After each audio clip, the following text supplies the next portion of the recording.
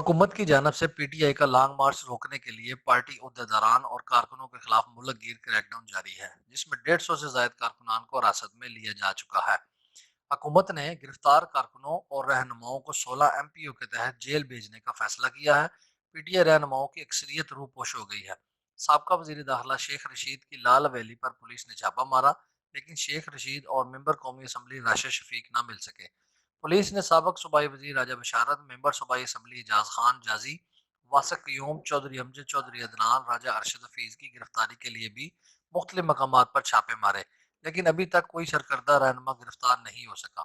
P T I کے رہنما بابر وان، اماد اظہر، فردوس عاشق اوان، علی نوید پٹی، جمشید اقبال چیمہ، ایم پی اے ملک ندیم عباس بارہ، یاسر گیلانی، میاں اسلم، ایم پی اے سعدیہ سہیل، اعجاز چودھری، میاں اکرم عثمان، عقیل صدیقی، سابق deputy secretary Lahore Amir Riyadh Qureshi, you C chairman امیدوار شیخ محمد حیدر اور دیگر کی رہائش گاہوں پر بھی چھاپے مارے گئے۔ لاہور کے خارجی اور داخلی راستوں پر بھی پولیس کی بھاری نفری بٹھا دی گئی ہے۔